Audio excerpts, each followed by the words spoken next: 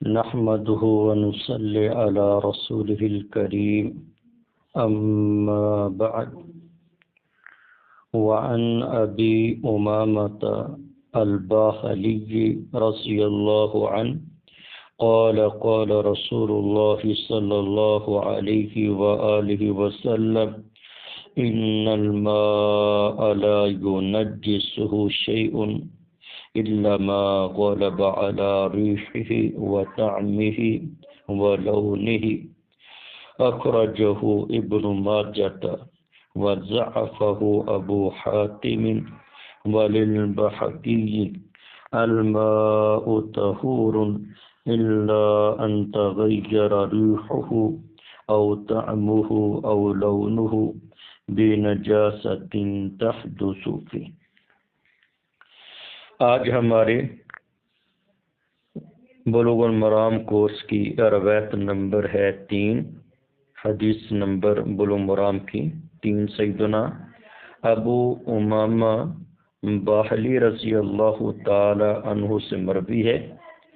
وہ کہتے ہیں فرمایا رسول اکرم صلی اللہ علیہ وآلہ وسلم نے ان الماء بے شک پانی لا ينجسه شیء اس کو کوئی چیز بھی نجس پلید نہیں کرتی، الا ما غالب ہاں مگر جو چیز غالب آ جائے علی ریحہ اس پانی کی بو پر، و طعمہ پانی کے ذائقے پر، و لونہ اور پانی کے رنگ پر.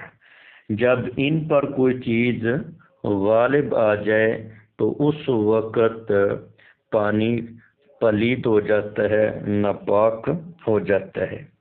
اس حدیث مبارکہ کو امام ابن ماجہ نے بیان کیا ہے. امام ابو حاتم رحمہ اللہ نے اس روایت کو ضعیف قرار دیا ہے. امام بیہقی کی روایت کے اندر ہے الماء طہور پانی پاک ہے، خود بھی پاک ہے، پاک کرنے والا ہے. الا ان تغیر ریحہ ہاں مگر تبدیل ہو جائے پانی کی بو، او طعمہ یا پانی کا ذائقہ، او لونہ یا پانی کا رنگ، بنجاست نجاست کی وجہ سے. بنجاست کے شروع میں با تعلیلیہ علت بیان کی گئی ہے کہ پانی کس وجہ سے نجس پلید ہوگا. بنجاست نجاست کی وجہ سے تحدث فیہ جو اس پانی کے اندر گرے. اس حدیث مبارکہ کے اندر بھی پانی کے احکام و مسائل بیان کیے گئے ہیں. یعنی روایت نمبر 1 وہ بھی پانی کے احکام و مسائل کے ساتھ تعلق رکھتی تھی، اور روایت نمبر 2 یہ بھی پانی کے احکام و مسائل کے ساتھ تعلق رکھتی ہے، اور روایت نمبر 3 یہ بھی پانی کے ساتھ، کیونکہ ہمارا بابی باب المیاہ ہے، پانیوں کے احکامات، کون سے پانی پاک ہے، کون سا پانی پلید ہے، کب پاک اور کب تک پاک رہے گا، کب پلید ہوگا. یہ پانیوں کے احکام چل رہے ہیں ان روایات میں. تو اس حدیث مبارکہ کے اندر بھی یہی بیان کیا گیا ہے کہ پانی کو کوئی چیز بھی نجس اور پلید نہیں کرتی. پانی نجس پلید نہیں ہوتا. ہاں اس وقت پانی نجس پلید ہوگا جب اس میں کوئی نجاست والی چیز، پلیدگی والی کوئی چیز گر پڑے، اور گرنے کی وجہ سے پانی کے 3 اوصاف میں سے کوئی وصف بدل جائے. پانی کی بو بدل جائے، پانی کا ذائقہ ٹیسٹ بدل جائے، پانی کا رنگ بدل جائے نجاست کی وجہ سے. یہ پہلے بھی ذکر کیا ہے، اگر پاک چیز کے پانی کے اندر گرنے کی وجہ سے کوئی وصف تبدیل ہو جائے تو اس سے پانی پلید نہیں ہوتا، وہ پانی پاک ہی رہتا ہے. جیسے درختوں کے پتوں کے پانی کے اندر گرنے کی وجہ سے پانی کا رنگ بدل جاتا ہے، پانی کا ٹیسٹ بدل جاتا ہے، پانی کی سمیل میں بدل.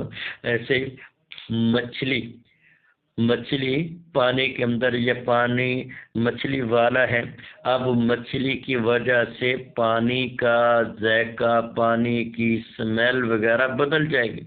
اب وہ پانی پلید نہیں ہوگا، نجس نہیں ہوگا، وہ پاک ہے۔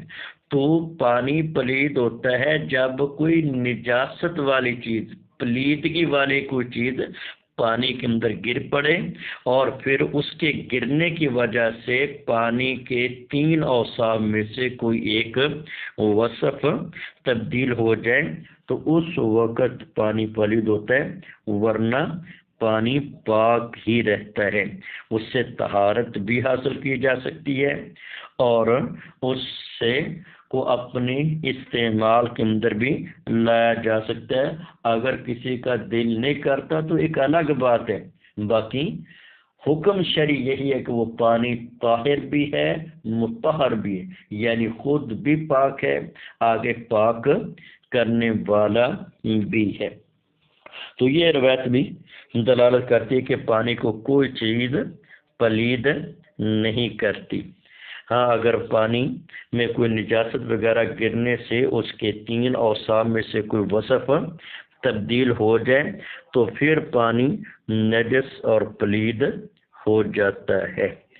اب اس روایت کے اندر پانی کی مقدار کا ذکر نہیں کیا گیا، وہ اگلی روایت کے اندر آئے گا کہ کتنی مقدار پانی ہے تو وہ نجاست گرنے سے فوراً پلید ہو جاتا ہے، اور کتنی مقدار پانی ہے کہ محض نجاست گرنے سے وہ پانی نجس اور پلید نہیں ہوتا۔ تو پچھلی روایت کے اندر جو بئر بوضع کے بارے میں نبی علیہ الصلوۃ والسلام کا ارشاد تھا، اس روایت کے اندر بھی یہ الفاظ آئے تھے جو اس روایت کے پہلے حصے کے اندر ان الماء طہور لا ينجس شیء، کہ بے شک پانی پاک ہوتا ہے، اس کو کوئی چیز بھی نجس پلید نہیں کرتی۔ ہاں اگر کوئی نجاست والی چیز گرنے سے اس کے اوصاف بدل گئے پھر وہ پانی نجس اور پلید ہو جائے گا۔ تو اگلی روایت کے اندر ہم بحث کریں گے کہ وہ کتنی مقدار پانی وہ پلید ہو جاتا ہے اور کتنی مقدار پانی وہ پلید نہیں ہوتا۔ اس روایت کو امام ابن ماجہ نے بیان کیا ہے اور ابو حاتم نے اس روایت کو ضعیف قرار دیا ہے۔ تو یہ روایت اس کا دوسرا حصہ، پہلا حصہ تو سنن ابو داود اور دیگر حدیث کی کتابوں کے اندر بھی موجود ہے، بلکہ امام ابو داود نے پورا واقعہ بھی ذکر کیا بئر بوضع کے بارے میں۔ پہلا ٹکڑا یہ بالکل صحیح ہے، اگلا ٹکڑا کہ پانی کی بو، ذائقہ، رنگ کا تبدیل ہو جانا، یہ روایت تو سندن ضعیف ہے، لیکن اس مسئلے پر اجماع امت ہے، اجماع امت ہے، یعنی جس طرح کے امام ابن منذر نے ایک کتاب لکھی الاجماع، وہ اپنی کتاب الاجماع کے اندر بھی یہ مسئلہ لے کر آئے ہیں کہ پانی کے 3 اوصاف کے بدل جانے سے، نجاست وغیرہ گرنے کی وجہ سے پانی کے 3 اوصاف میں سے کسی وصف کے بدل جانے کی وجہ سے پانی کے نجس پلید ہو جانے پر تمام اہل علم کا اجماع ہے، اتفاق ہے۔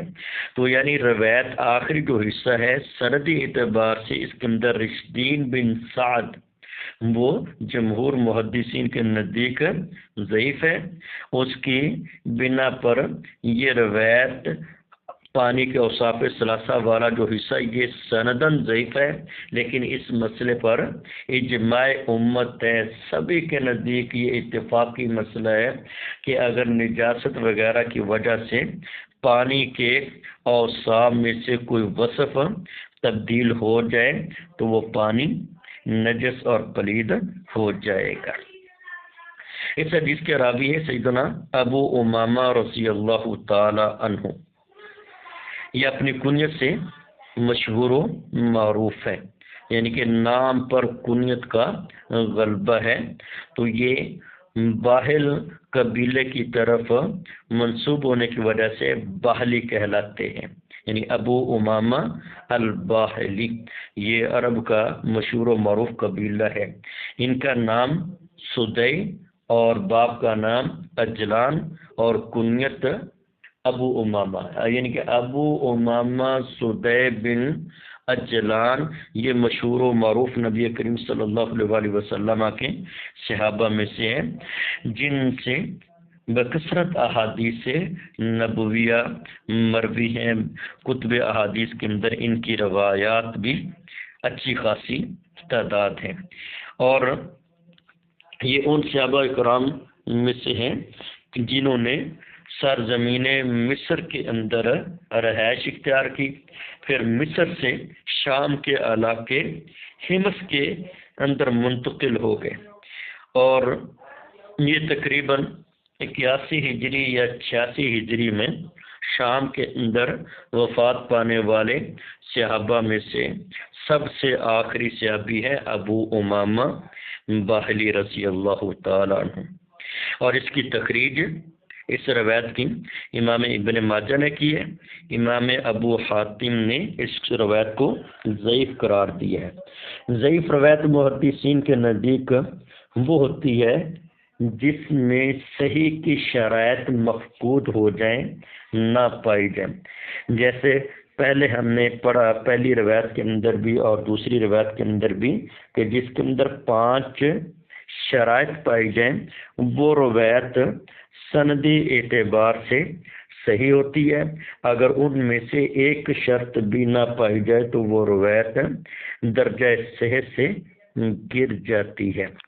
وہ 5 شرطیں کون سی ہیں؟ یعنی کہ کسی روایت کو بیان کرنے والے راوی عادل نہ ہو، وہ روایت ضعیف ہو جائے گی۔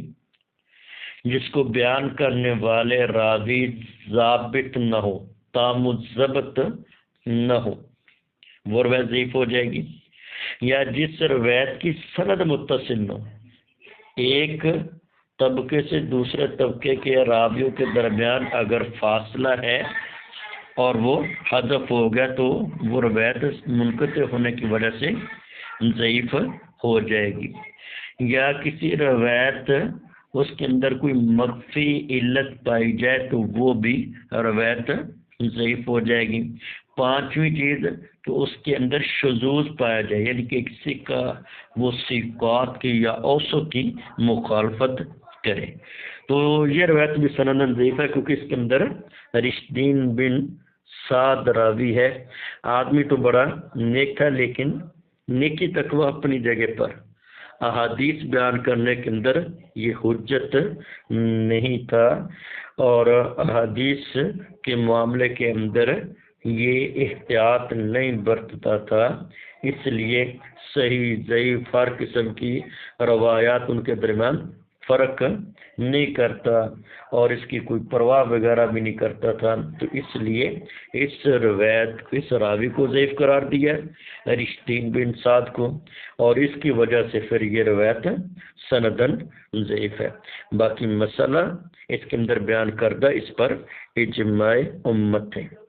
امام بہقی کی روایت کے اندر یہ الفاظ ہیں: الماء طہور، پانی پاک ہے، الا ان تغیر ریح، ہاں مگر اگر پانی کی بو بدل جائے، او طعم یا پانی کا ذائقہ بدل جائے، طعم ٹیسٹ ذائقہ، او لون ہو یا پانی کا رنگ بدل جائے، بنجاست تحدث فی، نجاسہ یہ موصوف ہے، تحدث فی یہ پورا جملہ اس کی صفت بن جائے گا، یعنی اس نجاست کی وجہ سے جو اس پانی کے اندر گرے، اور نجاست کے پانی کے اندر گرنے کی وجہ سے 3 اوصاف میں سے کوئی ایک وصف بدل جائے تو وہ پانی نجس اور پلید ہو جائے گا، خواہ وہ مائع کثیر ہے یا مائع قلیل ہے، وہ زیادہ مقدار کے اندر ہے یا تھوڑی مقدار کے اندر ہے، جب پانی کے وصف اوصاف میں سے کوئی وصف بدل گیا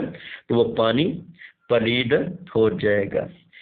تو اس روایت کی تقریر کے اندر ایک نئے راوی آئے ہیں، امام ابو حاتم رحمۃ اللہ علیہ، یعنی ابو حاتم ان کا نام محمد ہے، باپ کا نام ادریس ہے، کنیت سے زیادہ مشہور و معروف ہیں، یعنی ابو حاتم محمد بن ادریس رازی، یہ کنیت سے زیادہ مشہور و معروف ہیں، اور احادیث کے اندر بڑے مشہور و معروف ائمہ محدثین میں سے، حفاظ حدیث میں سے ہے، جرح تعدیل کے ائمہ میں سے ہے۔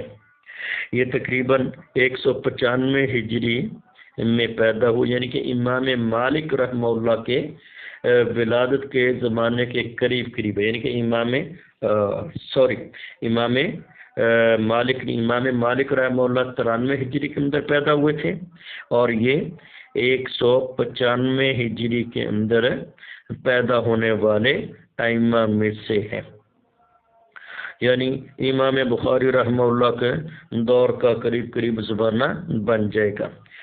اور یہ 277 ہجری کے اندر وفات انہوں نے پائی ہے، اور جرح تعدیل کے ائمہ کے اندر چوٹی کے امام شمار ہوتے ہیں۔ تو ان امام ابو حاتم رحمہ اللہ نے، یعنی امام ابو حاتم رحمہ اللہ نے اس روایت کو رشدین بن سعد کی وجہ سے سندن ضعیف قرار دیا ہے۔ اور دوسرے محدث امام بیہقی رحمۃ اللہ علیہ، یہ علاقے کی طرف نسبت کی وجہ سے زیادہ مشہور ہے۔ ان کی کنیت ابو بکر ہے، نام احمد ہے، اور باپ کا نام حسین، یعنی ابو بکر احمد بن حسین البیہقی۔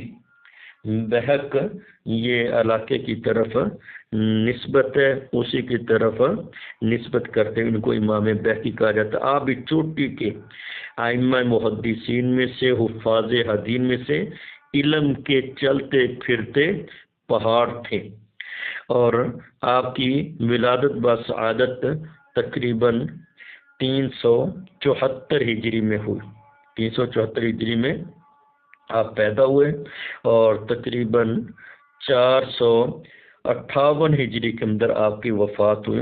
تو آپ ائمہ محدثین میں بڑا مرتبہ مقام رکھتے تھے۔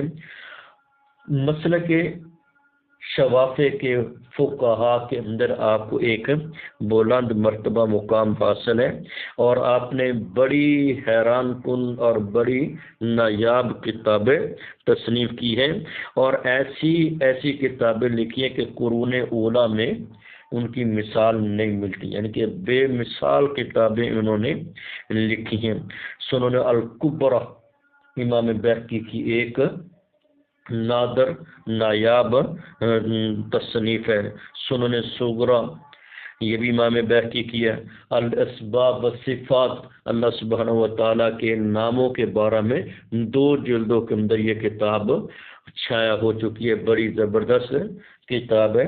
تو یعنی تقریباً آپ کے حالات زندگی لکھنے والوں نے لکھا ہے کہ 1000 کے قریب امام بیہقی رحمہ اللہ کی کتب تھی۔ التقبیل والوعاد کا، اثبات عذاب القبر، اور مسئلہ فاتحہ کے عنوان پر انہوں نے کتاب القرات ایک الگ لکھی ہے، یعنی جس طرح امام بخاری نے نماز میں امام کے پیچھے انفرادی نمازوں میں سورہ فاتحہ پڑھنے کے عنوان پر ایک مستقل رسالہ لکھا، تو امام بیہقی نے بھی ایک کتاب لکھی ہے، کتاب القرات، بڑی زبردست کتاب ہے۔ اور اس طرح شعب الایمان، یعنی 1000 کے قریب امام بیہقی کی کتب ہیں جن کو انہوں نے تصنیف کیا۔